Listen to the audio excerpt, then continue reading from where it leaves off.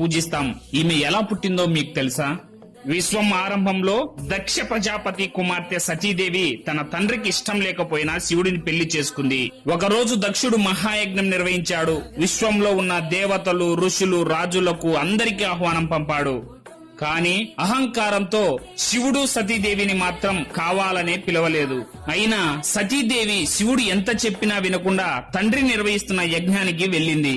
అక్కడ తన తండ్రి అందరి ముందు శివుడిని అవమానిస్తాడు. ఈ అవమానం తట్టుకోలేక సతీదేవి అగ్నిలో దూకి తనకు తాను దహించుకుంది. ఈ వార్త విన్న శివుడు కోపంతో సతీదేవి శరీరాన్ని భుజాన వేసుకుని విశ్వమంతా సంచరిస్తాడు. శివుడి ఆవేశాన్ని తగ్గించడానికి మహావిష్ణువు తన సుదర్శన చక్రంతో సతీదేవి శరీరాన్ని 51 ముక్కలుగా విభజిస్తాడు.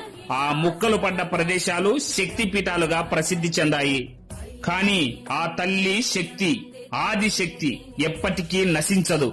తర్వాత జన్మలో ఆమె పర్వతరాజు హిమవంతుని కూతురుగా పుట్టింది. అందువల్లనే ఆమెను శైలపుత్రి అని పిలిచారు. అంటే పర్వత కుమార్తె అని అర్థం.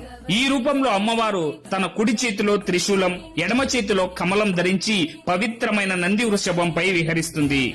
కావున నవరాత్రులలో తొలి రోజున శైలపుత్రి అమ్మవారిని ఆరాధిస్తూ నవరాత్రులను ప్రారంభిస్తారు. ఈ